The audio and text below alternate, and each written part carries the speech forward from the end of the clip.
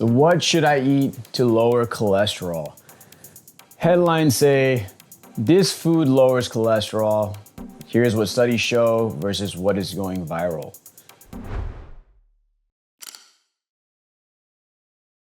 So cholesterol is influenced by liver, metabolism, and inflammation. It's an interaction. It's not just single or certain foods that can cause high cholesterol. Liver synthesizes most of your cholesterol. Certain hormones signal the production of cholesterol, and inflammation can affect the behavior.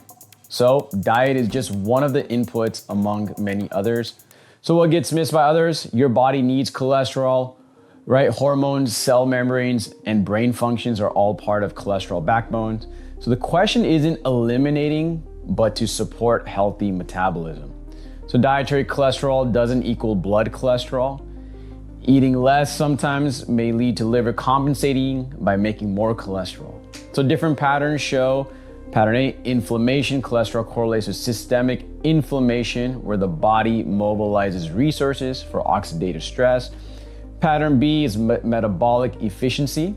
Cholesterol level elevation with metabolic syndrome markers lead to efficiency problems, not an intake problem.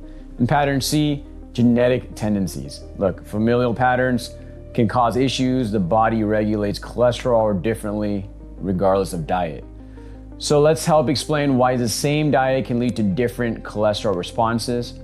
So the science, the AHA cholesterol overview shows dietary patterns matter, not single foods. Overall patterns can shift your entire physiology.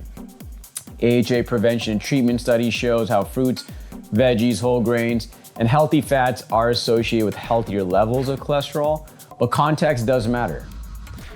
Dietary guidelines between 2020 and 2025 show how decades of research have discovered how certain patterns support cardiovascular health, but certain implementations do vary. So this isn't about replacing medical care, it's understanding how lifestyle fits into the bigger picture. That broader foundation is what I try to cover in my 7-day brain-boosting lifestyle reset.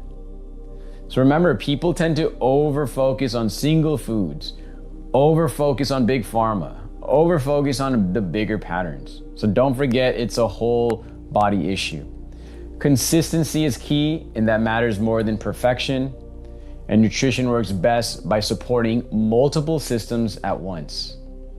So remember, cholesterol, of course, is a hot topic as always. It's a moving target. We're always learning more. We're learning new things about cholesterol management, cholesterol treatment, and how to reduce our cholesterol. But at the end of the day, there's so much that is in your hands. So don't get frustrated if you notice that some of your cholesterol might be up. If you notice that sometimes you've changed your diet, you're exercising. How come my cholesterol isn't dropping? There's so many different factors and variables. The goal is stay consistent, stay persistent. Your health and diet is a lifelong process. So don't think just because you accomplish a certain number that your work is over. Remember, life is a school and we must study and improve every single day. And I hope that you will empower yourselves to help yourselves, because at the end of the day, do you really want to see a doctor? I don't.